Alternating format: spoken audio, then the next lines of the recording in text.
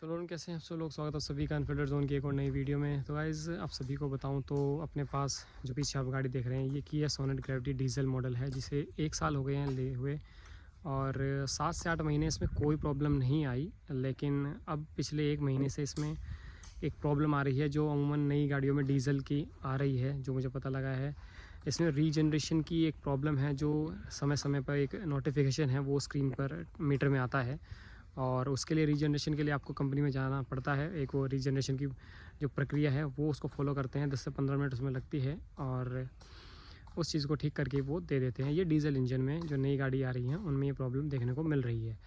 चलिए अब रीजनरेशन करा लेते हैं। तो जब हम कंपनी से पूछते हैं कि रीजनरेशन क्यों होता है, तो चलिए उनका ये कहना है कि आप जब लोकल में ज़्यादा गाड़ी चलाते हैं कम आरपीएम पे तो ये समस्या चलिए आ जाती है।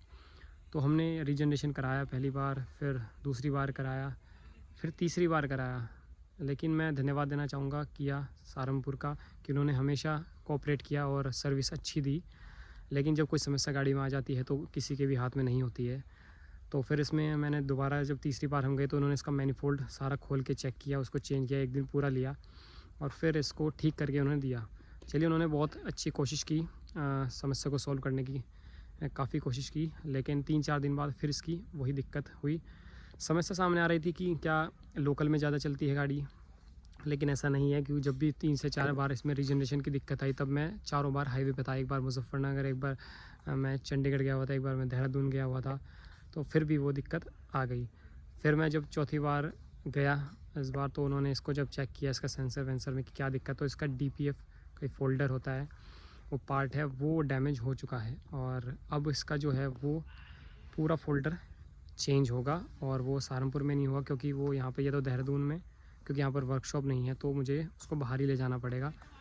तो वो जो फोल्डर है इसका चेंज होगा और वो शायद 1.5 या 2 लाख रुपए के आसपास आता है। लेकिन खुशकिस्मती ये है कि ये वारंटी में है 3 साल की, तो जो भी पार्ट्स इसमें चेंज होंगे वो विदाउट एनी कॉस्ट चेंज होंगे। तो आज मुझे यमुनानगर जाना पड़ रहा है और इसको देने के लिए वहाँ पर।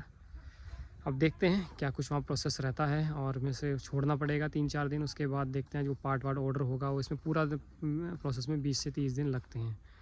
तो चलते हैं फ़िलहाल यमुनानगर और दिखाता हूँ क्या क्या प्रोसेस वहाँ पर आगे चलता है। सो गाइस ये देखिए बीच में जो आपको ये कुछ एग्जॉस्ट तरीके का धुआं छोड़ते हुए जो आपको साइन दिख रहा है ये वाला, और ये है सिस्टम एग्जॉस्ट। और जब रीजनरेशन आ जाता है तो कुछ तरीके का ये देता है कि सिस्टम एग्जॉस्ट। और इसके नुकसान ये है कि ये एक तो पिकअप ख़त्म हो जाता है और जो एवरेज है वो भी बहुत कम हो जाता है गाड़ी का। तो ये समस्या मुझे बहुत आ रही है और इसके लिए इसका समस्या का हल करना भी बहुत ज़्यादा ज़रूरी है।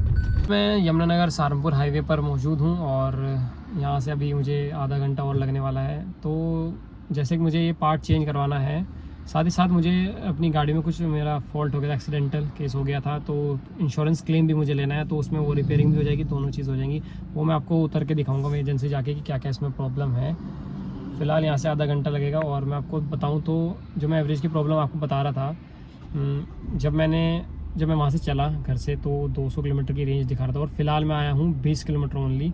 और रेंज के साथ साथ इसमें 50 किलोमीटर की रेंज भाग गई है, जबकि जो चलनी चाहिए थी 20 से 25 से 30 हो जाती, लेकिन 50 किलोमीटर की रेंज इसमें जो है वो चलेगी। तो किस तरीके से ये मतलब जो डीजल है उसको एब्जॉर्ब कर रही है जल्दी, तो एवरेज कितना कम इससे आ रहा है वो सब रीजनरेशन और एग्जॉस्ट सिस्टम की वजह से हो रहा है। तो लेकिन इस समस्या का हल हमें करना पड़ेगा, वरना इस तरीके से बहुत प्रॉब्लम खड़ी हो जाएगी। लगातार एवरेज भी नहीं है और गाड़ी का जो पार्ट है और पार्ट्स में भी इसका फ़र्क पड़ेगा, जल्दी से इस चीज़ को ठीक कराना पड़ेगा। तो चलते हैं, आपसे मिलते हैं एजेंसी पर ही। फ़िलहाल पहुंच चुके हैं हम एजेंसी में और मैं जो आपको बता रहा था ये वो चीज़ है जो इसमें दिक्कत हुई थी इंश्योरेंस क्लेम की। इसको भी हम क्लेम करवाएँगे। फ़िलहाल देखते हैं। तो गाड़ी को तो एजेंसी छोड़ दिया और फ़िलहाल हम आ चुके हैं एक जगह और अभी 10 दिन लगेंगे पूरे प्रोसेस को फॉलो करने में। 4 दिन उसकी रिपोर्ट बन के जाएगी, फिर वो पार्ट जो है वो ऑर्डर होगा और जो 6 दिन है वो इंश्योरेंस क्लेम पे लगेंगे। मतलब 10 दिन के लिए मेरे से तो गई गाड़ी।